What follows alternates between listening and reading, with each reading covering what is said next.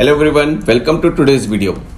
आज का वीडियो बहुत ही इंपॉर्टेंट रहने वाला है क्योंकि इसमें मैं 3 पॉइंट्स को डिस्कस करने वाला हूँ। पहला पॉइंट होगा की fundamental to understand with Adani stock, कि अदानी स्टॉक के साथ कौन से 3 की फंडामेंटल है जो बहुत ही ज़्यादा प्रॉब्लमेटिक हो सकते हैं। दूसरा कि क्या अदानी स्टॉक की वजह से मार्केट में कुछ डाउनसाइड देखने को मिल सकता है, और तीसरा कि हम क्या कर सकते हैं, उस केस में हमें क्या करना चाहिए। तो ये 3 चीज़ें हम आज इस वीडियो में डिस्कस करेंगे। लेकिन सबसे पहले डिस्क्लेमर है, ये वीडियो कोई भी पॉलिटिकल पार्टी को सपोर्ट या अपोज करने के लिए नहीं है, किसी भी बिजनेस ग्रुप को सपोर्ट या अपोज करने के लिए नहीं है। ये सिर्फ और सिर्फ मेरी एनालिसिस है, मेरी रिसर्च है, जिसके बेसिस पे मैं अपना व्यू आप सबके सामने रख रहा हूँ। तो प्लीज़ इसको किसी भी तरह से कंट्रोवर्शियल बनाने की कोशिश मत करिएगा। Thank you so much. तो चलिए वीडियो स्टार्ट करते हैं और सबसे पहले समझते हैं कि अदानी स्टॉक के साथ फंडामेंटल इश्यूज क्या चल रहे हैं जो कि हमें देखने चाहिए। तो सबसे पहला जो अदानी स्टॉक के साथ एक सबसे बड़ा इशू है, जो कि बहुत ज़्यादा बात भी कहता है कि ये सारे अदानी स्टॉक्स पे, ओवरऑल अदानी ग्रुप पे एक बहुत ज़्यादा डेट है। वो डेट अदानी स्टॉक का किस किस वजह से है, किन किन लोगों से उन्होंने डेट लिया हुआ है।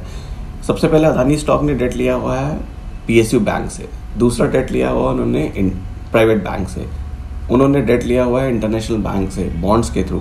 ये अगर ओवरऑल देखें तो अदानी पोर्ट में जो डेट है वो एक्चुअली हर कंपनी में जो डेट है वो इंक्रीज हो गया है अदानी स्टॉक में पिछले 2020-2021 से लेकर 2021-2022 के बीच में। तो डेट कंटिन्यूसली इंक्रीज हो रहा है, और किसी भी कंपनी के लिए या इन्वेस्टर के पॉइंट ऑफ व्यू से अगर कंपनी में डेट कंटिन्यूसली इंक्रीज हो रहा है तो वो फंडामेंटली एक अच्छी कंपनी नहीं मानी जा सकती है जो फंडामेंटल पैरामीटर्स पे फिट बैठे। बट उसके बेसिस पे हम ये नहीं कह सकते कि अदानी स्टॉक्स बुरे हैं या अदानी स्टॉक्स अच्छे हैं। ये हमें अपने इंटेलेक्चुअल से डिसाइड करना पड़ेगा, हमें देखना पड़ेगा कि हम कितना रिस्क ले सकते हैं, क्योंकि डेट जो कंपनीज होती हैं जिसमें डेट ज़्यादा है वो कंपनी थोड़ी रिस्की होती है। पिछले 2-3 साल में अदानी स्टॉक में सुपर रैली आई और उसने लगभग 800-900% के रिटर्न दिए हुए हैं, तो बहुत ज़्यादा बढ़ गए हैं। तो क्या उसकी वजह उनका बिजनेस एक्सपेंशन है? यस और नो। बट क्या उस वजह से अब अदानी स्टॉक्स में हमें इन्वेस्ट करना चाहिए? मुझे नहीं मालूम। बट हम देख सकते हैं कि फंडामेंटली वो कंपनीज कैसी फिट बैठ रही हैं।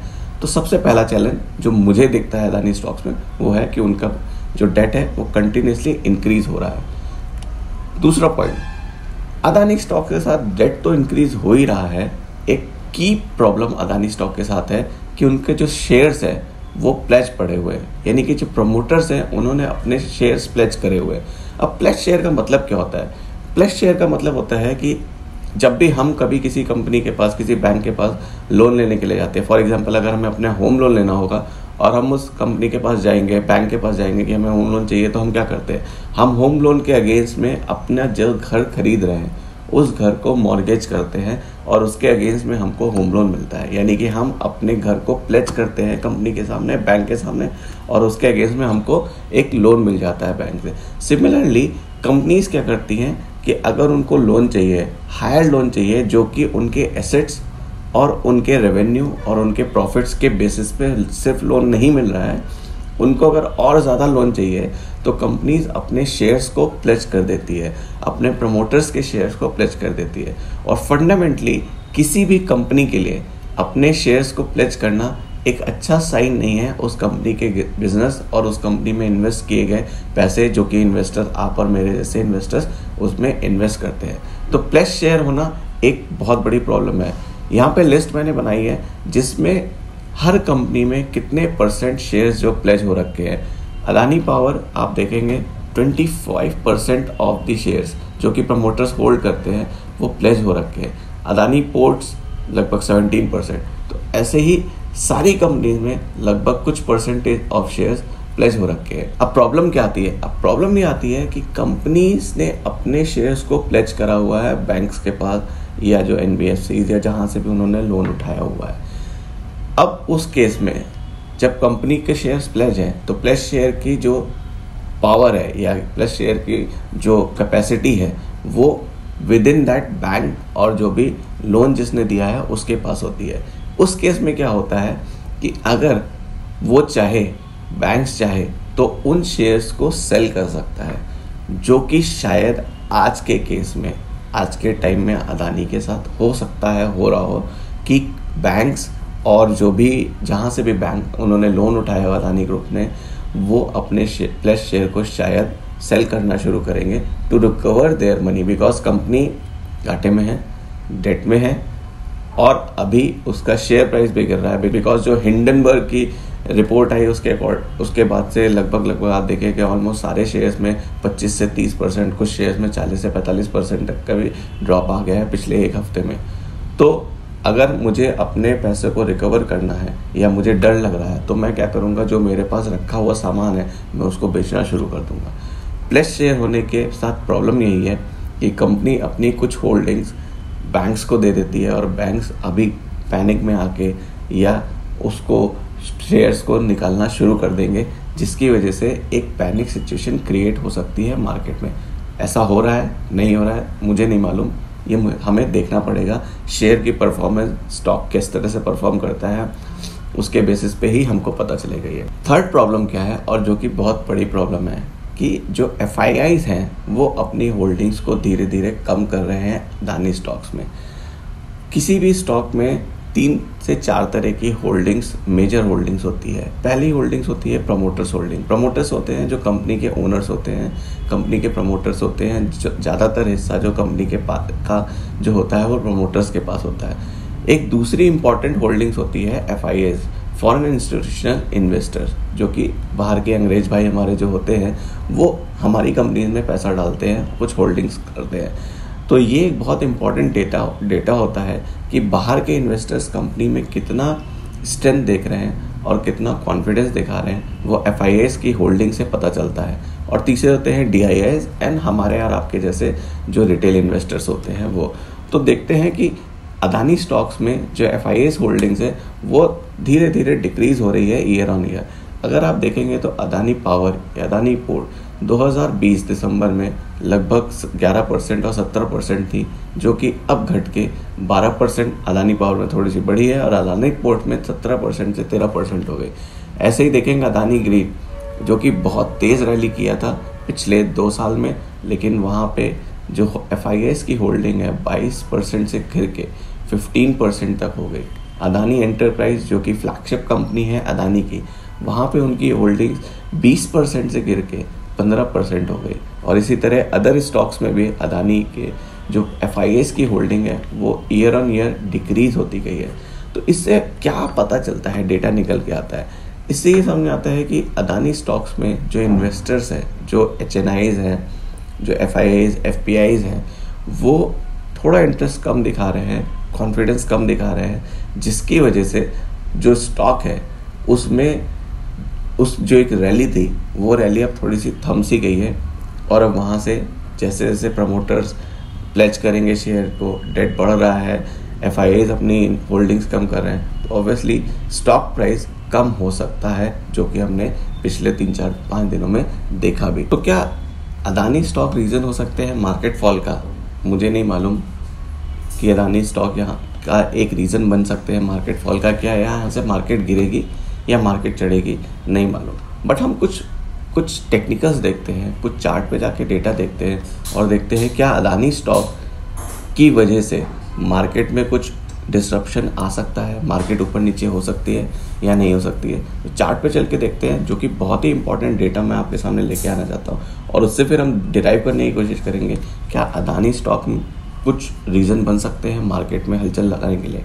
तो सबसे पहले देखते हैं अदानी एंटरप्राइज, जो फ्लैगशिप कंपनी है अदानी की, उसमें अगर आप देखें तो पिछले 4 दिनों में जो एक वॉल्यूम आपको देखने को मिलेगा, वॉल्यूम जो अदानी एंटरप्राइज का देखें लगभग 3.6 मिलियन वॉल्यूम।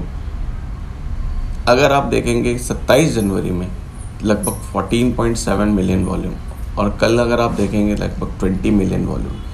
तो इतना ह्यूज वॉल्यूम अगर आप देखेंगे तो ये इतना ह्यूज वॉल्यूम से जो अदानी स्टॉक्स गिरे हैं, जो कि पिछले कई टाइम से, कई महीनों से इतना वॉल्यूम देखने को नहीं मिला था एक दिन में अदानी स्टॉक्स में।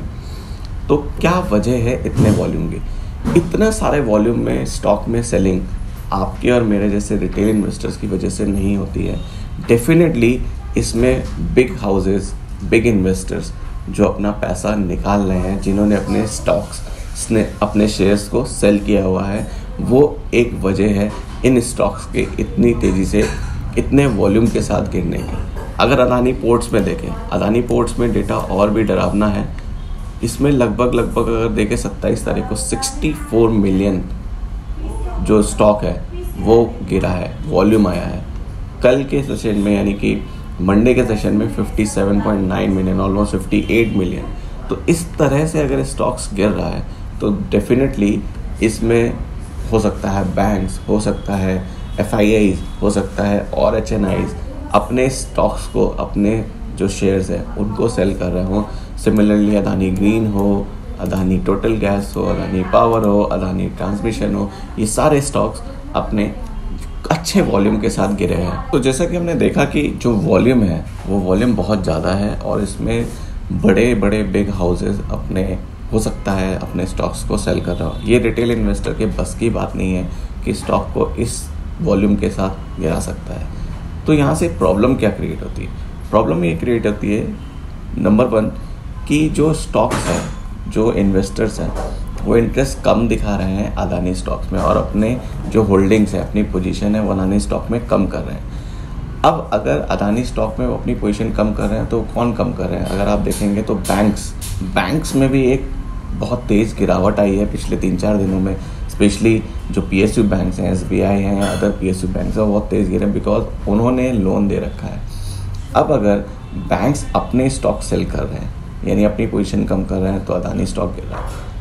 किस वजह से कर रहे हैं? बिकॉज अब उनको भी डर लग रहा है क्या कि उनको लोन वापस मिलेगा या किस तरह से लोन वापस मिलेगा, क्या अदानी के ऊपर कुछ केस होगा, नहीं होगा, मुझे नहीं मालूम। बट एक पैनिक सिचुएशन सी क्रिएट हो रही है, एक अनसर्टेनिटी का माहौल क्रिएट हो रहा है मार्केट में।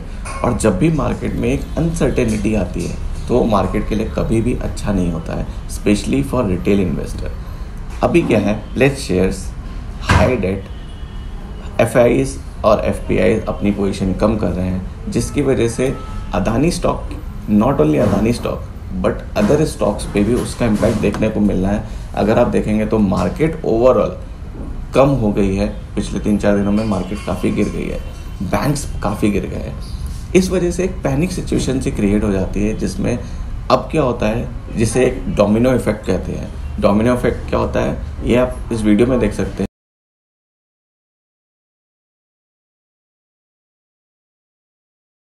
सो डोमिनो इफेक्ट में क्या होता है कि डोमिनो इफेक्ट में जैसे कि अगर एक कुछ इफेक्ट किसी चीज़ पे पड़ता है तो उसका इफेक्ट दूसरे पे पड़ता है और उस वजह से वो कंटिन्यूस चेन बन जाती है जो कि डोमिनो इफेक्ट कहलाती है। तो सिमिलरली कुछ ऐसा इंडियन स्टॉक मार्केट में भी हो सकता है जिसमें कुछ एक स्टॉक पे असर पड़ेगा या कुछ स्टॉक्स पे असर पड़ेगा जिसका असर मार्केट में शायद पूरा देख सकते हैं और उस वजह से मार्केट जो है एक फॉल कर सकती है, यहाँ से करेक्ट हो सकती है। क्या ये होगी या नहीं होगी ये मुझे नहीं मालूम, बट जो डेटा है वो कुछ इस तरह का निकल के आ रहा है। तो जो डोमिनो इफेक्ट होता है उसमें यही होता है कि एक कोई रीज़न बनता है जिसकी वजह से उसके साथ के जुड़े लोग भी फॉल करने लगते हैं और एक तरह का पैनिक सिचुएशन क्रिएट होती है और सभी स्टॉक्स धीरे धीरे गिरना शुरू हो जाते हैं और ओवरऑल मार्केट जो है वो ड्रॉप होने लगती है या गिरना शुरू हो जाती है। ऐसा होगा या नहीं होगा ये मुझे नहीं मालूम, बट जो कि डेटा बोलता है, जो कि सिचुएशन जिस तरह की पैनिक सिचुएशन क्रिएट हो रही है, ये शायद एक मार्केट फॉल का रीज़न बन सकता है। बहुत सारे रीज़न हैं, रिसेशन है, इंटरेस्ट रेट बढ़ता जा रहा है, लोगों की जॉब जा रही है, मार्केट में पैनिक सिचुएशन क्रिएट हो रही है और अब अदानी की ये न्यूज़ आती है।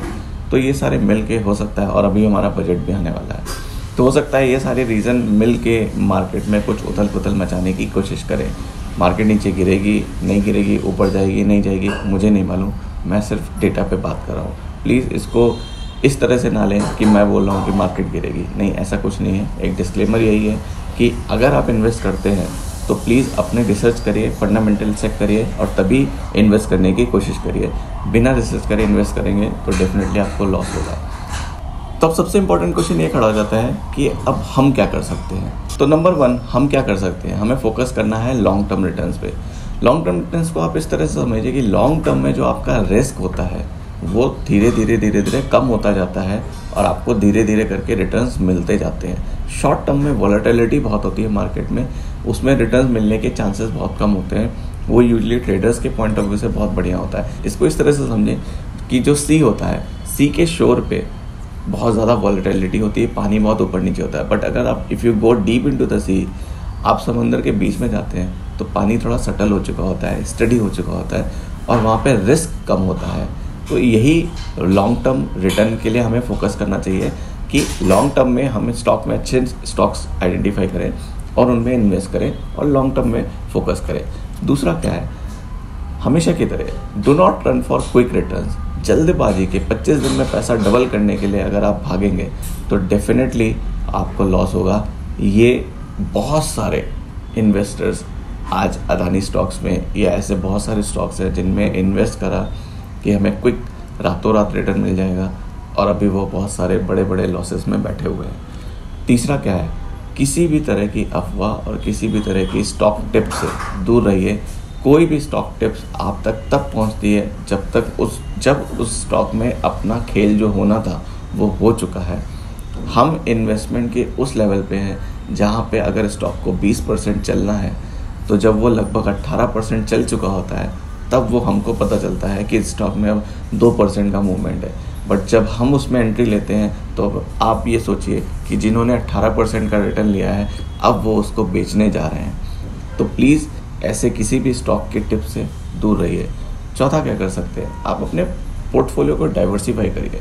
किसी एक सेक्टर, किसी एक सेगमेंट में अपने सारे पैसे को मत डालिए। अपने पैसे को डिवाइड करिए 4 से 5 डिफरेंट सेगमेंट्स में और अपने पैसे को उन डिफरेंट स्टॉक्स में, फ्यूचरिस्टिक स्टॉक्स में जिनमें एक पोटेंशियल है, जो ग्रो कर सकते हैं, बढ़िया स्टॉक्स हैं जिन्होंने पिछला रिटर्न देख के देखिए उन्होंने अच्छा रिटर्न दिया है, फंडामेंटली स्ट्रॉन्ग कंपनीज हैं, उनमें अपने स्टॉक पैसे को इन्वेस्ट करिए, अपने पोर्टफोलियो को डाइवर्सिफाई करिए।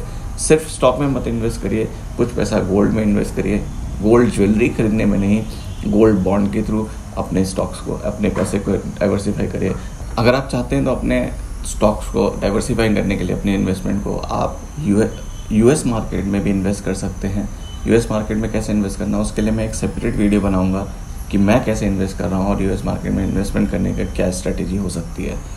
और जो 5वां पॉइंट है कि हम क्या कर सकते हैं, आप स्टॉक इन्वेस्टिंग और ट्रेडिंग के बारे में सीखिए। स्टॉक मार्केट में कैसे इन्वेस्ट किया जाता है, कैसे ट्रेडिंग करी जाती है, उसके बारे में सीखिए।